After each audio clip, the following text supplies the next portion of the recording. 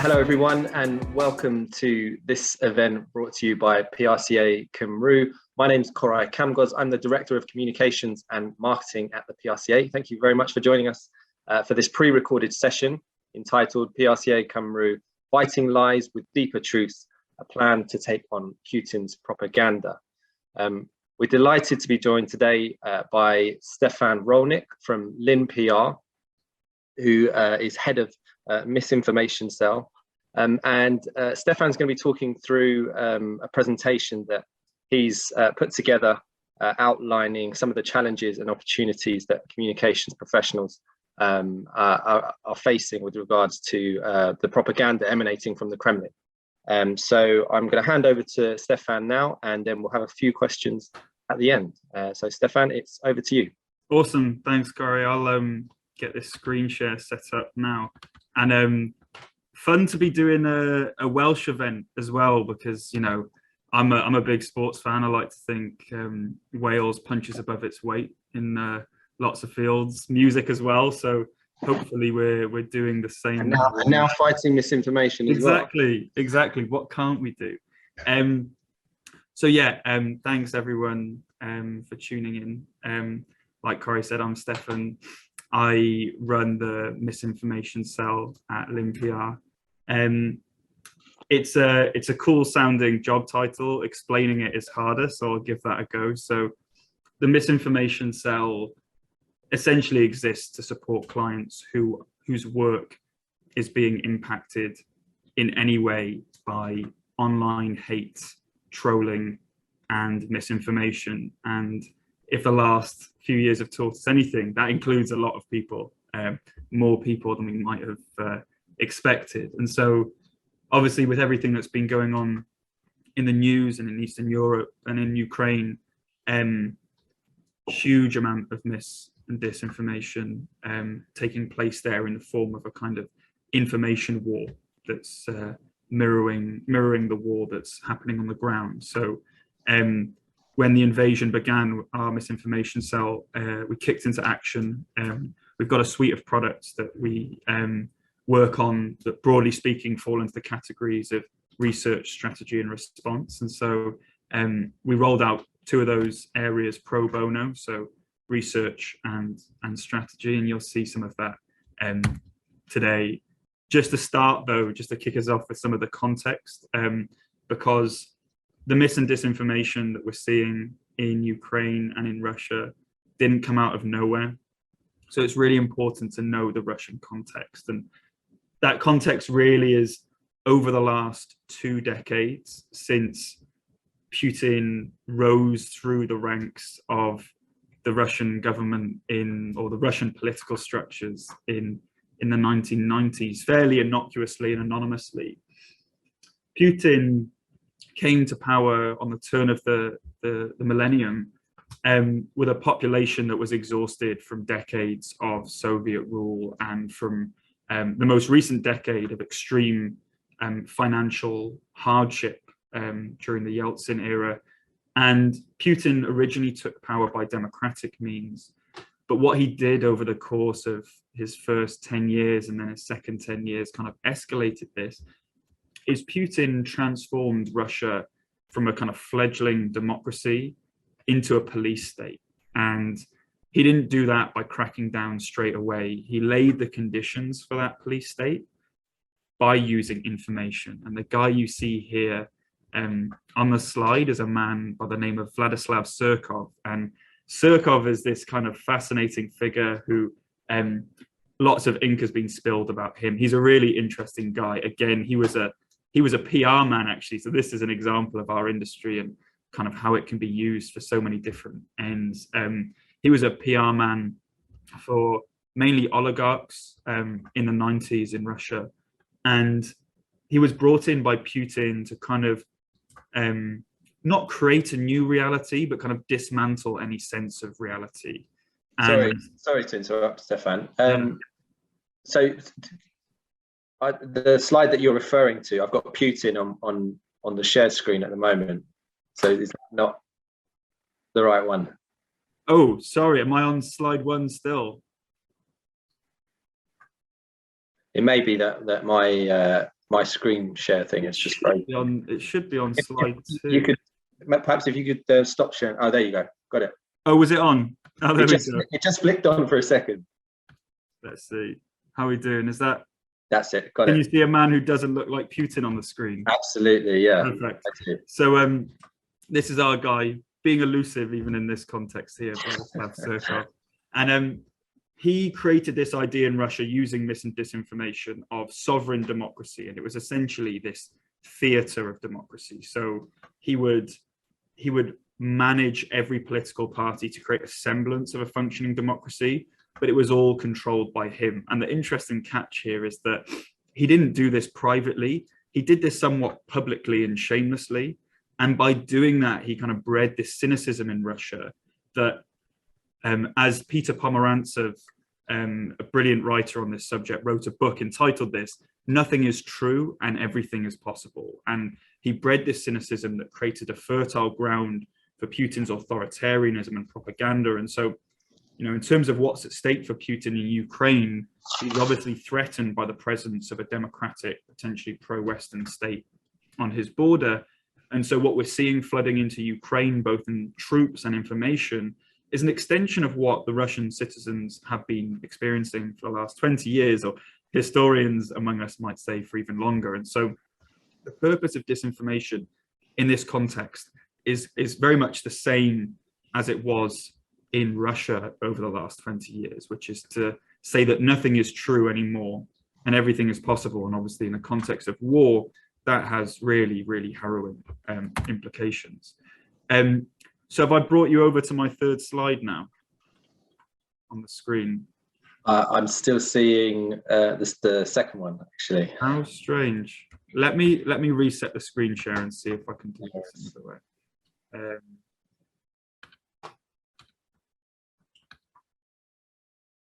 How are we doing now? Yeah, all good. Cool. Let's see how we go from here. So as I mentioned before, we've got 3 strands of products: research, strategy, and response.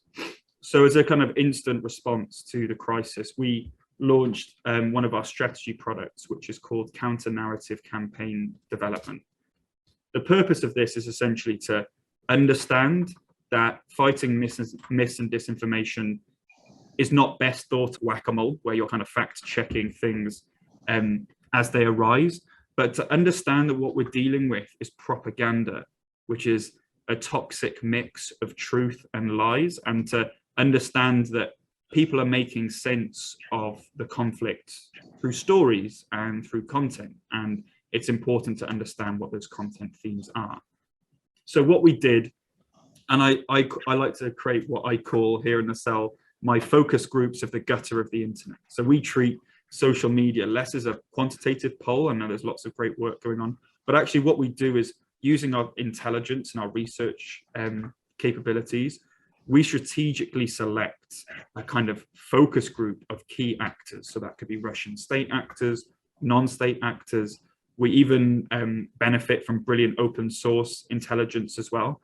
And so what we did at the start of the invasion is we took a snapshot of some of the key themes we were seeing. And you can see some of these themes here, many of which will be instantly recognizable, some less so. But the themes aren't what's necessarily important, because the themes are always changing. But what we're interested in is have we switched over to the next slide? Yeah, we have. Yeah. So we're more interested in what lies at the heart of these themes. So this product, Counternarrative Campaign Development, I talk about it in similar terms to a virus. So in the same way that when you're, a vaccine. So when you're creating a vaccine, what you'll do is you'll take the genetic material out of the virus and you'll use that genetic material as the foundation for the vaccine. And so if you can think of the themes as the virus, the core narratives are the genetic material that lies at the heart of those themes. So the slide you saw previously was not by any means a comprehensive list of all the themes that we were seeing in terms of mis and disinformation coming from the Kremlin. But when we started to condense them into core narratives, you begin to see a more comprehensive picture. And as more themes emerge, you notice that they fall broadly into these categories. Now, this was done at the beginning of the invasion. Obviously, this work is being done pro bono on top of client work, so we're endeavoring to get an update on this out shortly, but no spoilers on that. But as you can see here, broadly, the 5 themes we landed on in terms of what the Kremlin and their allies were trying to push, both in their disinformation and just generally their broader propaganda, was the idea that Russia has broad global support for its actions, the idea that Russia isn't the aggressor, making the case that Ukraine is committing these atrocities and that they are the kind of the modern incarnation of Nazism, which is a fascinating subject, which is incredibly disturbing and perhaps one for another day. The idea that Putin is this person to be feared, and also this idea that Zelensky is a joke of a president and, you know, doesn't have the support of his people. Interesting to note here, and I'll revisit this towards the end, different narratives here intended for different audiences. So take number 4, the West should be afraid of Putin. You know, that's something that's more directed, obviously, at folks in, for example, the UK or here in Wales.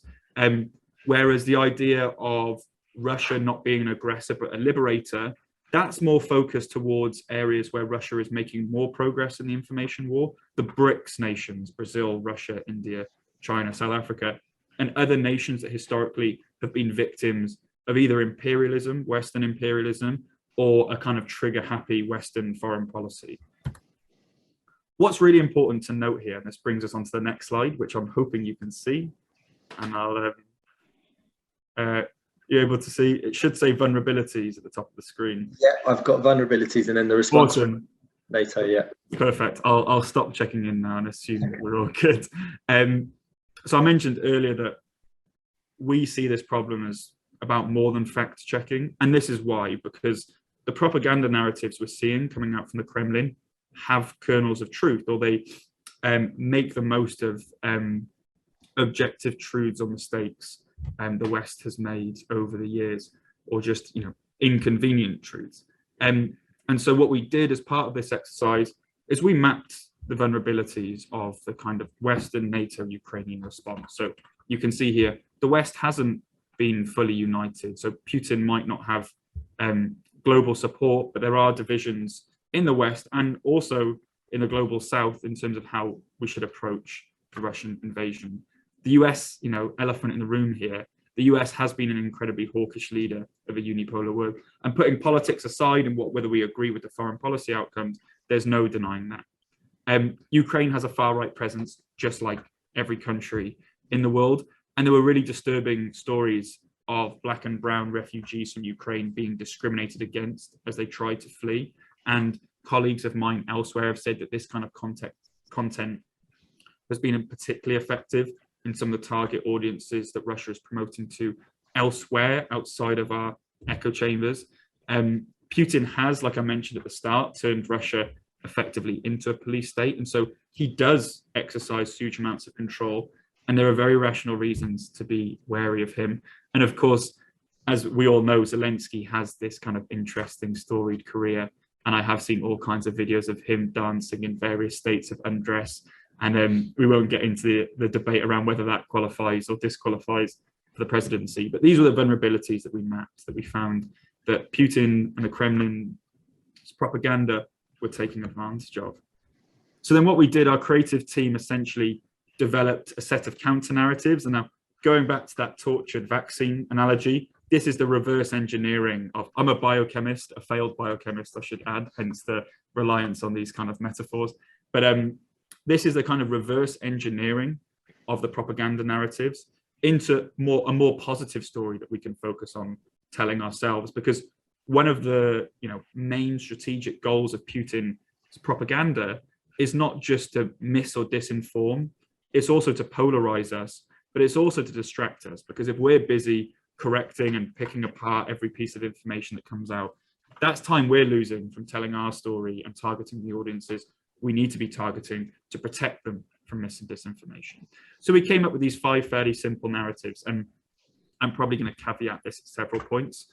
This is not novel. This is intended to be a collection of narratives that are already out there that people are doing naturally. But what we wanted to do at the start of the invasion was to get all of this in one place so we could be on the same page, because as soon as there's a crisis, instantly there's disagreement and division about how to respond. So we wanted some fairly simple recommendations that we could provide to people, which we'll come on to shortly. But here were our counter-narrative recommendations, and from this, we actually produced content recommendations that a general audience could follow. So the narratives we landed on, as you can see here, is that Putin has isolated Russia from the global community.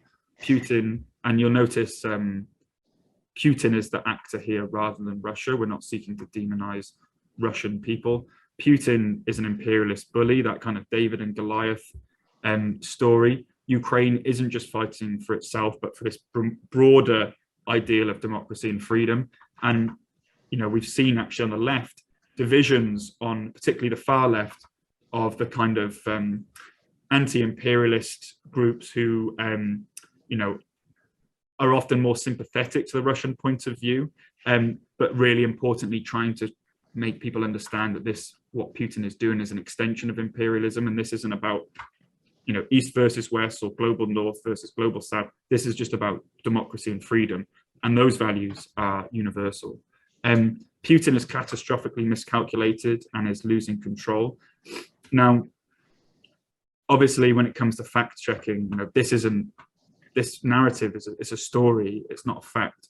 But what we're looking at here is an information war where stories are what wins the day. And so it's really important that we can articulate a story that can seek to destabilize the dictatorship as well as protect people outside it of its disinformation. And a great example of that was how the Biden administration, leading up to the invasion, released a whole tranche of classified documents that usually wouldn't be released in order to destabilize and throw Putin off his kind of stable footing. And obviously Zelensky, who has emerged for many of us as the man of the moment and displaying courage and determination. So the important point here, when we move on to our content recommendations, is, and there was a recent Reuters report on disengaged social media users and how they engage essentially with information. And the bottom line of the findings is that obviously it's passive, and people are getting information through very brief frames and stories and content they're seeing. So the key for us, and this is, I guess, the delivery of the informational vaccine to users, the key for us is finding ways to implicitly communicate those counter narratives. So those counter narratives aren't just for messaging. These are counter narratives that can be built implicitly into content we're creating, and also stories that we're sharing too. And on top of that, it becomes important, we're a behavioral science focused agency. It becomes incredibly important to think about where the social proof is and who those authentic communicators and where are those authentic communicators who can promote these content recommendations and these counter narratives. It's why we're currently getting the reports that we created. This is a breakdown of the report, but you can find the full report on our website. It's why we're currently getting it translated into Ukrainian and into Russian, because it's important that we get that reach out as far as possible. And it's why we were overwhelmed and overjoyed by support we got from Ukrainian influencers who could get these messages out authentically to the Ukrainian people. So you can see here's a handful of content recommendations. Again, these aren't comprehensive, and a lot of these pieces of content are out there already, and I'll show you some examples that we picked out that we saw on social media as good examples of these key content recommendations. So you've got displays of solidarity, Russia's exclusion, Russian barbarism, Russia's kleptocracy and inequality, everyday heroes. We've got the lack of military competence from Russia, Ukrainian wins, ridiculing Putin, that's kind of downsizing that kind of sense of fear there is about Putin, Ukrainian joy and Zelensky's strength, resilience and connection with regular people. And so from that, we developed this really simple graphic that was, instantly recognizable and understandable, and could be shared with regular social media users. And like I said, we were very lucky to have Ukrainian influencers take this up and share it in Ukraine, to get that reach out there. Because really, in this case, the further we can get this out, the more impact we can make. And if you head over to our website and check out the report, what you'll see is this flow diagram here that kind of walks you through that story I've just walked you through of the virus on the left-hand side, in the middle, this kind of rewiring the genetic material of the virus. And then on the right-hand side, you've got those content recommendations, which is the kind of vaccine delivery. And the idea is that by pushing these counter narratives implicitly, like I said, through frames and sources and outlets, we can begin to build up a kind of informational immunity in our target audiences. And the key thing about this is, what that means is if we, rather than waiting for the disinformation to hit and then correcting it, what we do, if we can catch it early at source, we can then start pushing out these counter narratives implicitly through our content to build up that informational immunity in the population, to disrupt and reduce the effectiveness of the disinformation should it hit those populations. Just in a quick addition here, and I know I'm running out of time here, Koray, this is, I referred earlier to the 3 strands of work we do, the strategy work and the research work.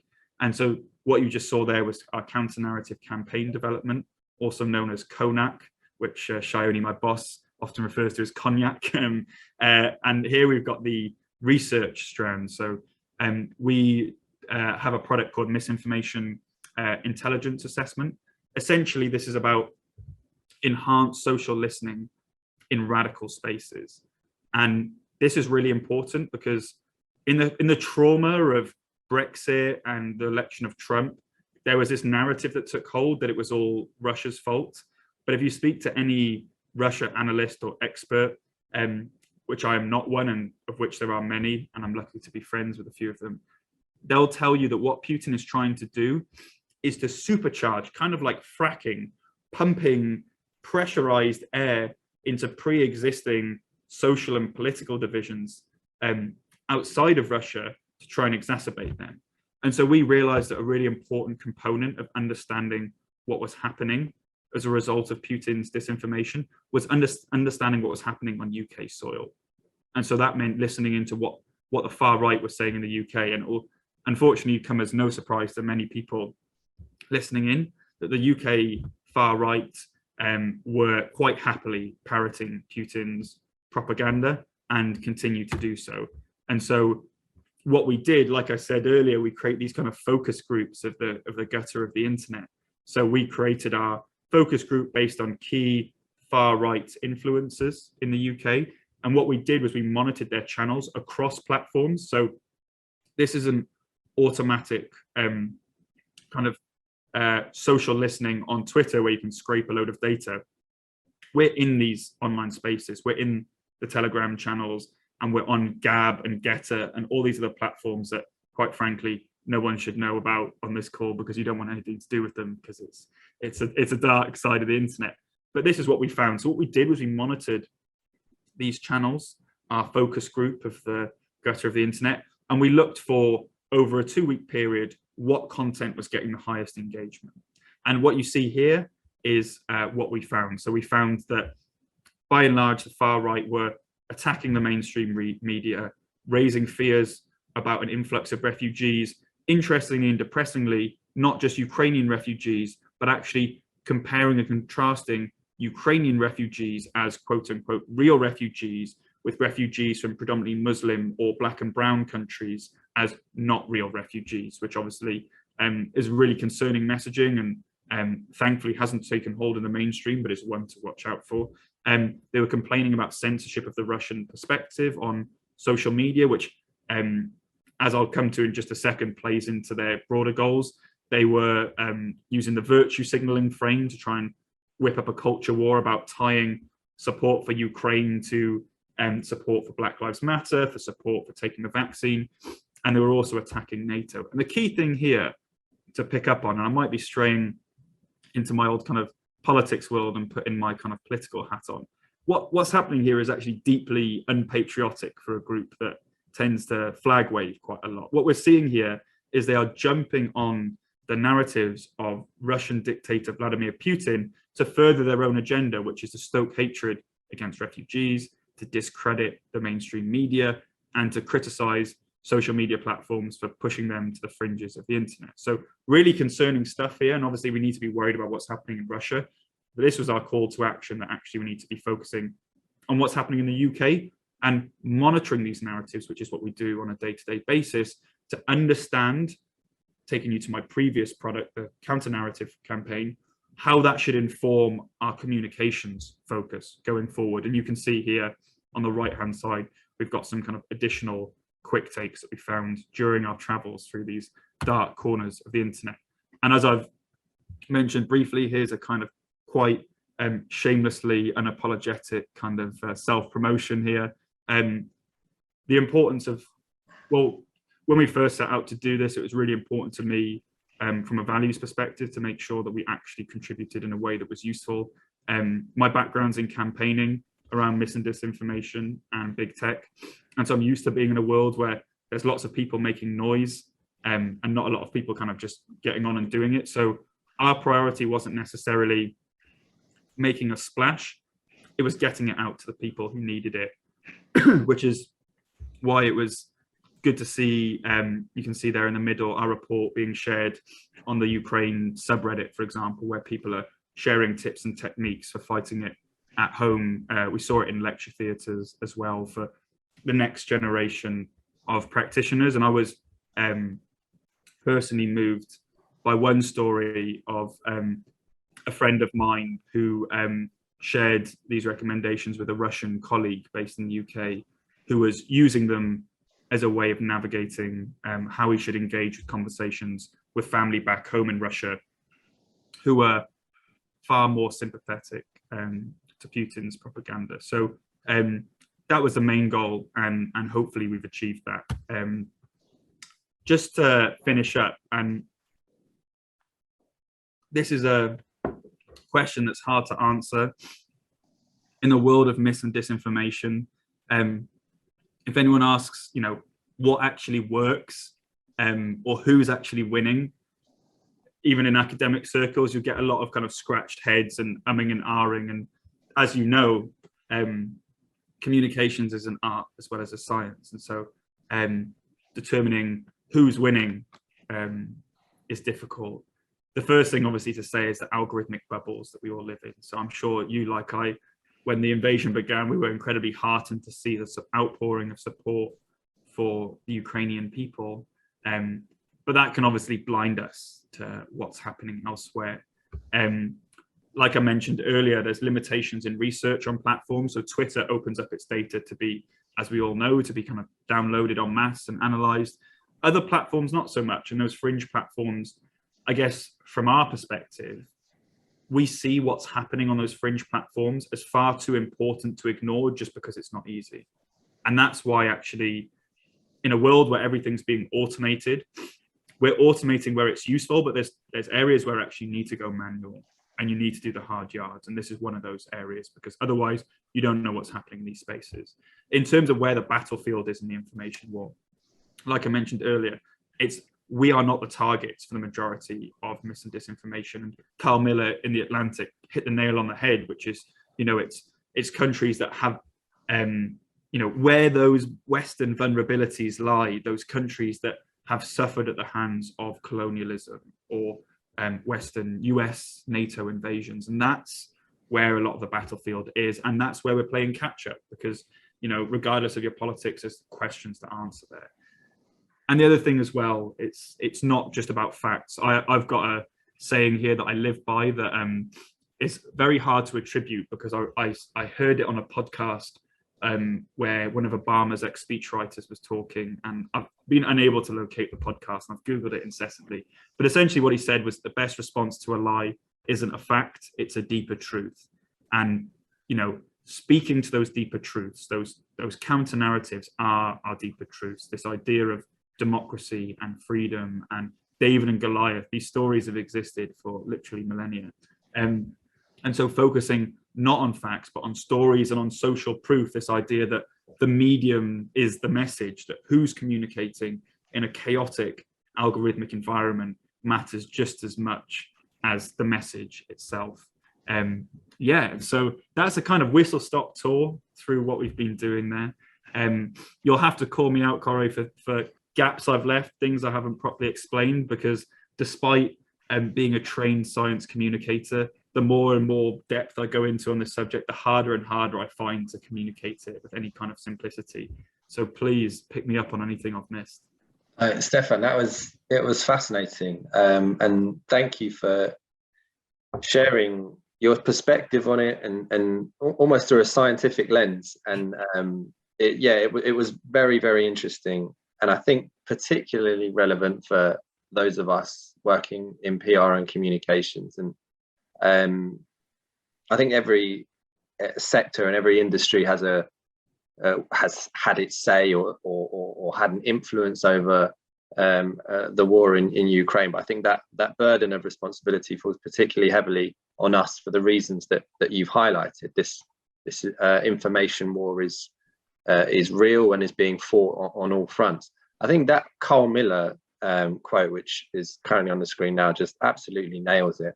Yeah. Because it's so easy for us, based in the UK, whether in Wales or other parts of the UK, to see this as a slam dunk in terms of here is what the truth is, and here is what's happening on the ground. There's barbarism taking place, and any attempts that you've referred to from Russia to spread misinformation invariably fall on deaf ears. Yeah. But when that is played out in other parts of the world, where there are very real and well-founded reasons for distrust of the West, yeah, then it's a completely different kettle of fish. And I think, as you say, we're playing catch up in other areas, and in those BRICS nations in particular. So it's absolutely fascinating to hear you dissect it. One of the things that I'd be quite interested to get your take on is, given that we have this kind of, if it's fair to say that the information war is being won in the UK, what can we do as communications professionals in the UK to spread these counter narratives and to fight the disinformation which is emanating from Russia? It's a great question, and before I was working at Lynn PR, I was working in the office of the First Minister here in Wales, focusing on mis and disinformation. And so I used to take these calls and run these workshops with comms teams in various government departments, and I did a kind of virtual remote tour of Wales with different local authorities, speaking to their just absolutely knackered comms teams who, as we all know, like being on social media for your health, it might as well be, you know, smoking 20 cigarettes a day in terms of what it does to your mental health equivalent to your physical health. And I always found it really helpful, and this sounds really wishy-washy, this is like complete like psychobabble, but to start with us and ourselves, and to understand what we can actually control. I know in 12-step or 10-step programs, I don't know the number, but in Alcoholics Anonymous, you know, that's the first thing, the mantra is to understand, have the courage to act on what you can control, but the wisdom to know what you can't. And I mean, just as this week has shown with Elon Musk buyout of Twitter, I mean, how much control do any of us have on that, and how much of an impact, regardless of whether it's good or bad? And my immediate instinct, because I'm cynical, is that it will be bad, but I know there's people who are more nuanced on it.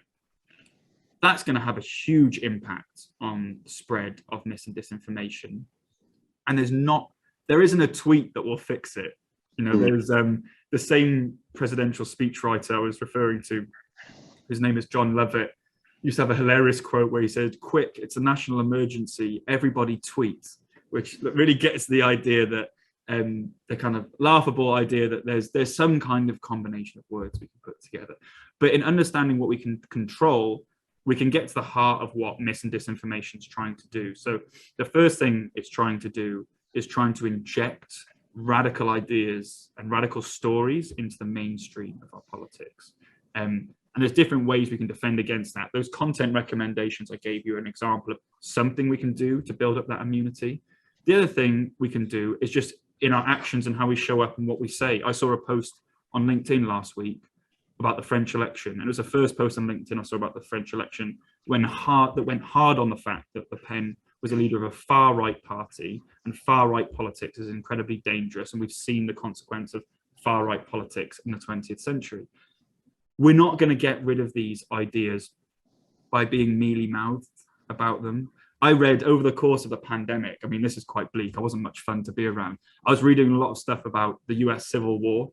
And, you know, that's a great example of social breakdown. And, you know, in terms of slavery and white supremacy, I mean, white supremacy is one of the oldest forms of conspiracy theory and mis and disinformation.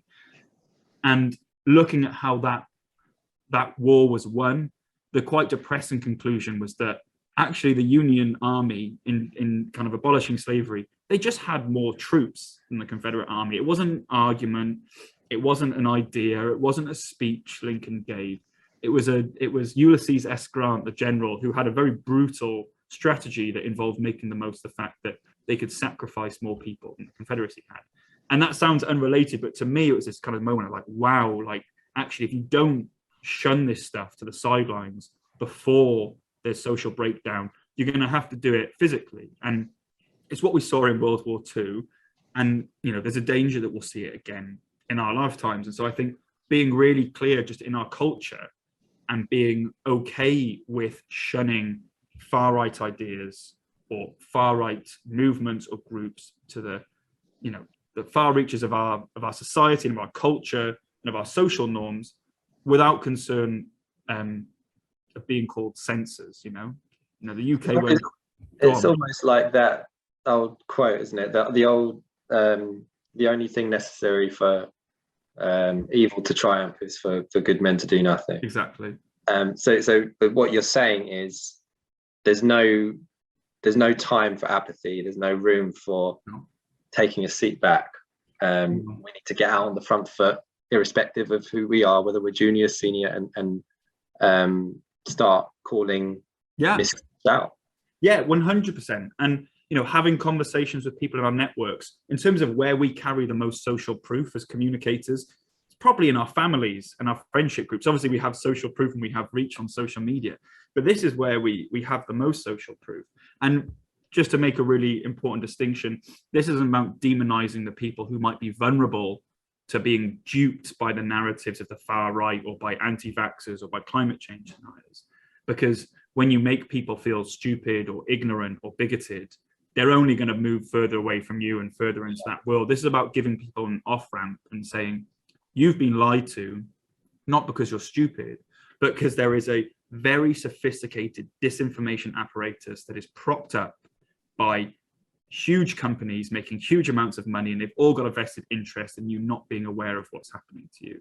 And here's what they're doing, and here's why they're doing it. Because we know that some of the best ways to tackle mis and disinformation is actually to highlight the nefarious motives of the people behind it, pointing out that anti-vaxxers are trying to get rich off you by selling their useless supplements, pointing out that racists are trying to gain political power by telling you that your problems aren't because you're not being paid enough, but because the guy next door is competing for your job, pointing out that climate change deniers aren't worried about whether you have access to your local high street in your car. They're trying to make loads of money off oil at the expense of literally everyone else. So focusing on motives is really important, but yeah, confining this stuff to the fringes of our culture is important. And I always joke that, you know, if I have kids, I can see my child in 20, 30 years writing a dissertation on how a handful of producers on Question Time were responsible for the rise of the far right in the UK by giving Tommy Robinson a platform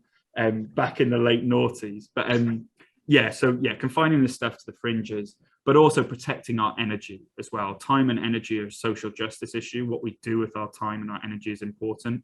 And so for me, that's meant severing my relationship with Twitter. Twitter is good for some things. I'm not saying it's all cons. I don't have a Twitter account anymore. I don't use Instagram. I use LinkedIn.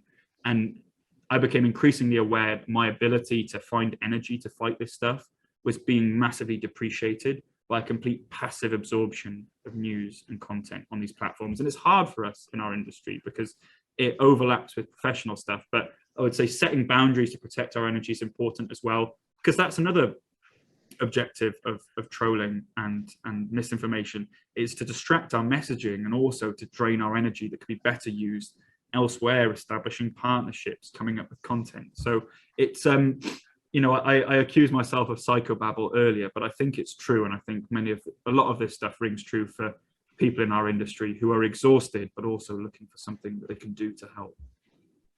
Yeah, and so call out mistruths and deploy your energy in the right way. Yeah, that's I wake up every morning and that's all I do.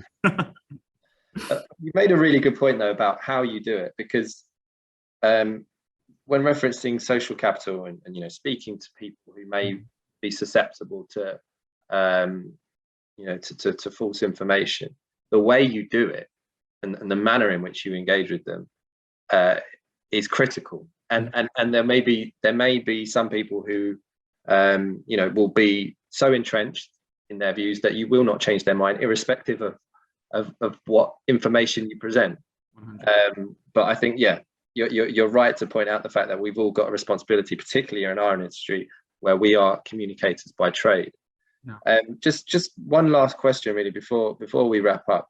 If you were to look ahead now, given if we take the Russia's information war, what's your prediction for the next 6 months on how this plays out?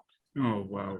And can you see, yeah, well, particularly I'm thinking about overseas. I mean, do you see any trends ahead? Do you see anything changing based on what's happening in Ukraine? Predictions are just always a trap, aren't they? I'm gonna I think, and this is something that's stolen from other people as well. But one thing that, again, I'm very fortunate to have lots of people in my network who are military analysts and experts. And one thing that they say is war is messy, and we've already seen some of this, but as examples of individual Ukrainian soldiers' acts of barbarism come to light, as they do in all wars, because you know, each soldier is a representative in a sense, but they're free, you know, freely acting. That will complicate the narrative. I think if there is potential to reignite the narrative around Ukrainian racism, I figured that really depressingly, because obviously that we talk about vulnerabilities. That's a Western vulnerability, is that we haven't dealt with a lot of our issues around racial injustice, and so that leaves us vulnerable to kind of cynical deployment of that by Russia. I think, I won't make a prediction, but I think the really important thing to look out for when we're talking about social proof, you know, we're monitoring a lot of what's happening in these fringe communities, but really these ideas are trickling down into these fringe communities from political leaders. So take an example that's slightly tangential, and this is maybe me slightly dodging the question, but with mis and disinformation around the French election, the key thing I was looking out for, as I was in the US election in 2020, is what is Le Pen going to say when she loses? Is she going to concede defeat? Is she going to raise doubts about the election? And that was my big fear going into the US election in 2020. If you'd spoken to me in the summer, the insurrection in my mind was a best case scenario, because US political leaders were priming, you know, a third of the US population, I think it's even greater than that now, who buy into everything they're saying and are bought into them through the sense of identity, convincing them the election was fraudulent. And so these communities follow they push their political leaders and they follow them as well. It's this kind of weird symbiosis. So in terms of what Putin will do next, I'm not expert. What I would watch out for, especially on the right in the US, where the extreme right in the UK often takes its lead from. Thankfully, the UK mainstream Conservative Party isn't where the Republican Party is. But if you want to know where the far right is going to go next in the UK with regards to Russia and Putin, you want to be keeping an eye out for what the Republican Party is saying in the US, because they at the moment are acting as kind of big time influencers for a lot of these communities. I mean, Bolsonaro is very much kind of taking from their playbook in terms of trying to delegitimize an election. And so we're likely to see that kind of sharing of strategies and tactics, the far right in the UK.